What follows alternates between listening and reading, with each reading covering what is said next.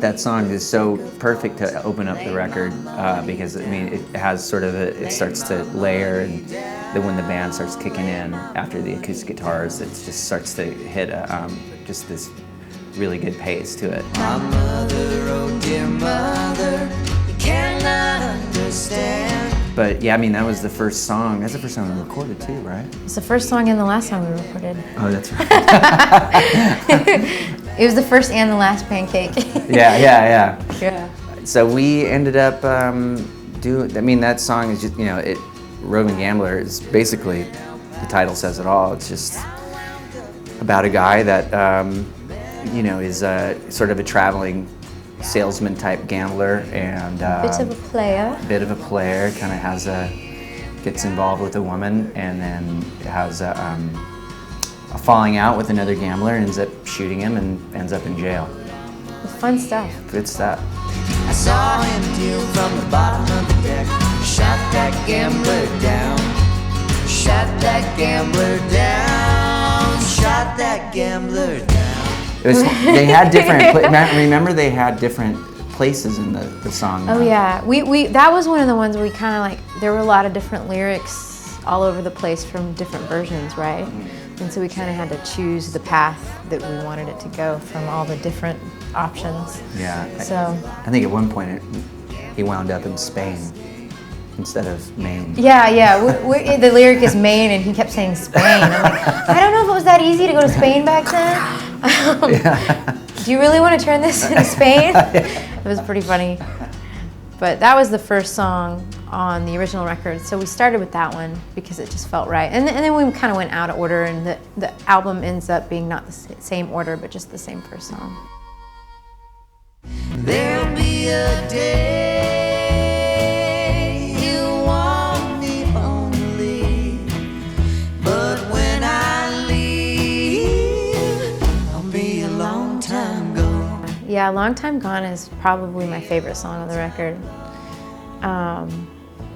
And it's a little bit less of a murder song and more of a just straight up country song, you cheated me, I'm out of here, which I love that song so much. And it's my favorite harmony on the record. There's just a weird turn it does with the chords and the dissonance. It's just like, I remember when I first listened to the original record, I was like, all right, I'm doing this. I want to sing that harmony. That's when that song is when everything clicked. That was the first day. Yeah, I think that's when we were like, oh man, this is gonna work. This is gonna work, yeah. It made us realize that, okay, this is gonna be fun and fun. And he let me play guitar solo. Oh, it was a great guitar solo. I love that solo.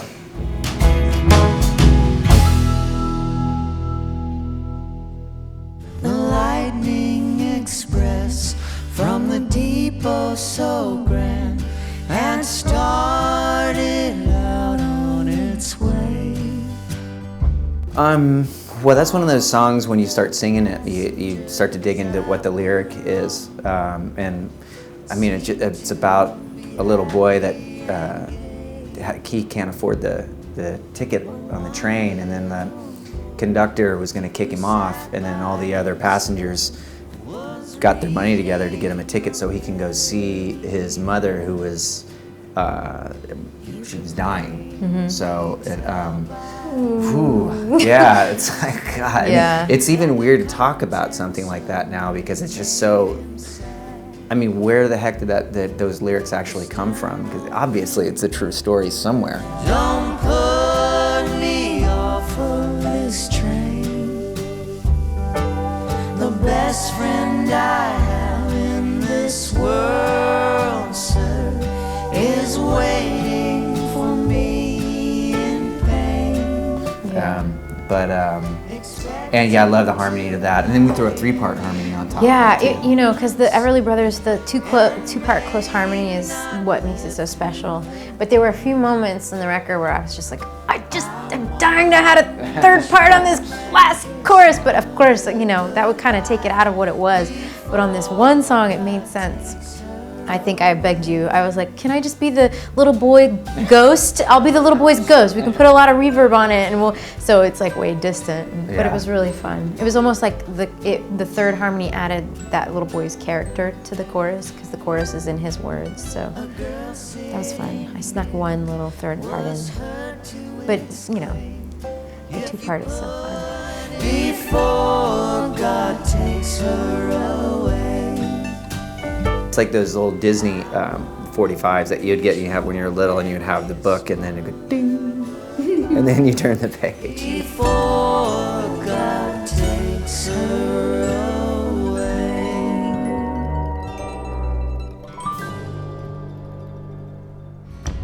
In a vine-covered shack in the mountains. That one was really fun to record.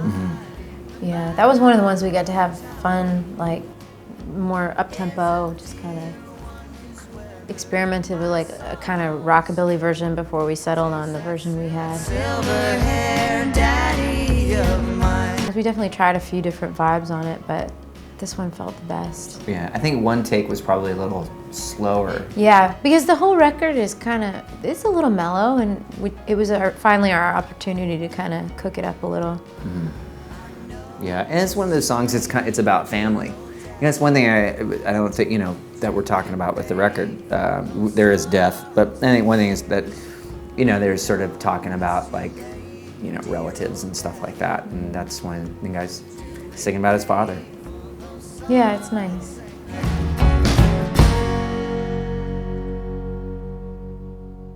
Down in the willow garden,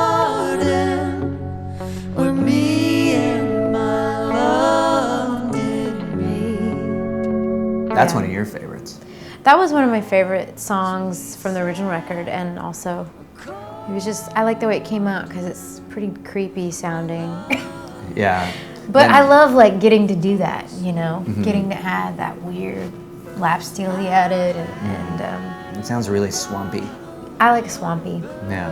Burgundy wine, my love, she did not know. Yeah, but it's definitely one of the ones I knew right off the bat when I listened to the original record. I've known that song for a long time, so it was fun to swamp it out.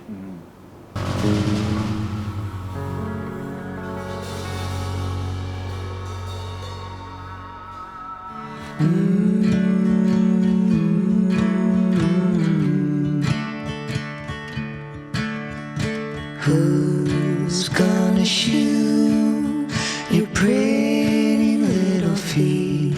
We did that. It was pretty late when we recorded that song, and I remember you were like, "Let's just go do it live right now," and I was like, "Are you sure you want to do it right?" And she's like, "Yeah, come on, let's go, come on." So we ended up doing it, and then that is just such a intimate song, and it's kind of one of the more positive songs I think on the record. Yeah, nobody's dying in it. Yeah. But it's so slow and beautiful. Yeah, and so I remember we, you know, just getting in the room and singing it together, and we were really, it was just like, we don't really know each other, but we're gonna sing this song together. It was nice. It Yeah. was like when we came back in and listened, it was, we blend. Yeah. You know, it was really a nice moment. I feel like it really kind of solidified our, okay, this is working again. Yeah. I would think that was the second day, maybe. Yeah, maybe. And I think we were pretty sleepy when we Yeah. recorded it. I remember, it's like, which I think lent itself to the feel of the song. Well, I remember Charlie when he was listening back to the song, and there's where it goes. Where it goes. We were just singing it, "Ooh," and he goes, "Oh, that," and then that's where it was. Who's gonna be your man? Who's gonna be your man? Or I'm gonna be, yeah, I'm not sure. I think it was both. Yeah, there's definitely another lyric in there that we didn't do just because the original didn't have it in it. But yeah, I like that Charlie knew all the original lyrics.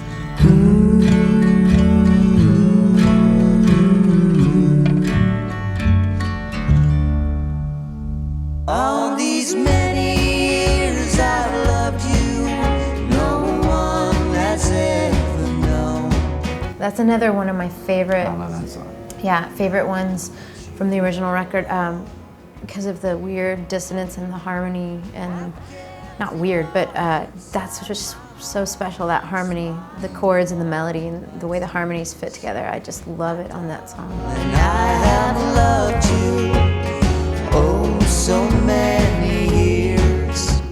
Yeah, and it's a kind of a different kind of tragedy in that song because it sings about how it's two people that have always been in love with each other and they've never been able to tell each other, and then they ended up with like in sort of their paths like end up going two different directions, and they sort of say, well, if you know one of these days maybe our paths will meet again. So I don't know, it's pretty.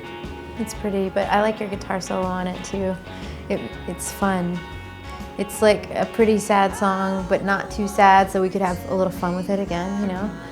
And it's like, all right, I love you, but I'm gonna play a good guitar solo. You know, a fun guitar, you know, I don't know. Yeah, Does that make I sense? love you. Check out this solo. Yeah, I'm gonna make you love me.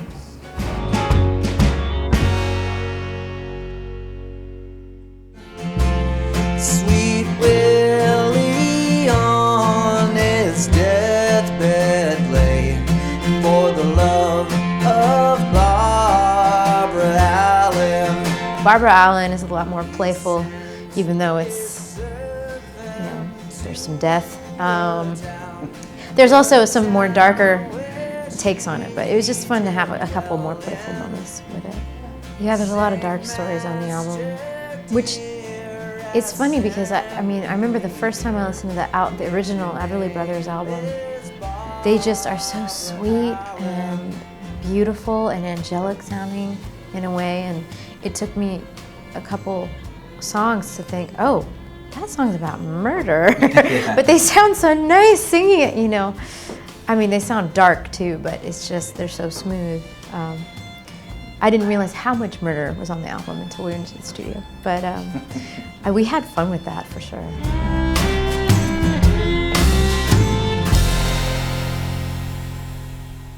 Bless her old heart, do you think she'd complain? No life has been better, she'd live it again. Oh, that's one of the few songs that doesn't really have guitar on it. That's probably the only one that doesn't have guitar in it. Yeah, that one and Oh, the last one. yeah. Yeah. Oh, she's away. Yeah, we were trying to break it up. It's like it sounds like a lullaby, but it's about a lullaby for your grandma, you know, kind of.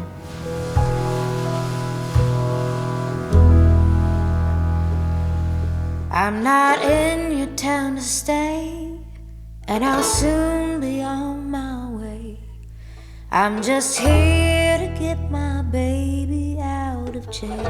That's another song that I've known many versions of over the years.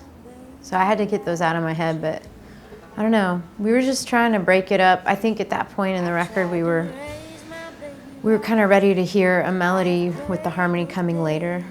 And so we just thought we'd try. Well, I think originally we thought we'd switch the harmony, because I'm usually singing the harmony part and he's singing the melody on the whole record. And so we were thinking, let's switch this time, and I'll sing the melody and you sing the harmony. But then it felt kind of nice. It's such a long song. There's so many verses. It was nice to kind of break it up where the harmony actually didn't come in until a few verses in. To the lady old and gray, I'll go bring your darling baby to your side. Because a lot of these songs are very long, and there's a lot of verses, there's a lot of words, a lot of repetition with the melodies. So it was also just kind of like, okay, let's try to layer it a little bit. So that one was fun. I will pawn you his watch, I will pawn you his chain. Pawn you my watch.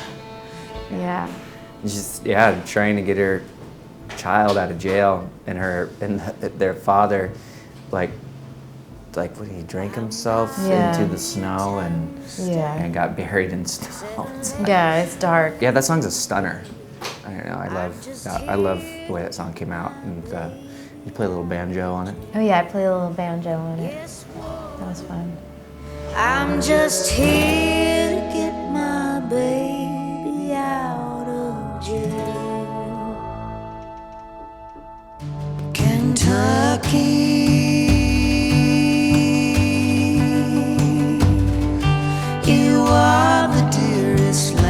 outside of heaven to me.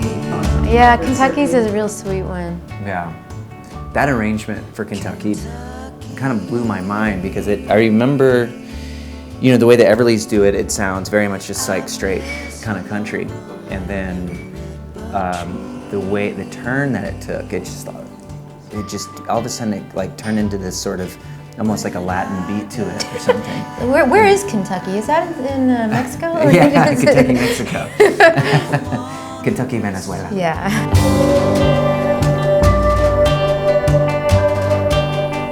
And then when you sang that solo bit with the sort of like butterflies, Yeah. it's like swimming around. I was dying to do like a mariachi solo in the middle, so he let me do it. Yeah, that was awesome. I love that song. It makes me happy.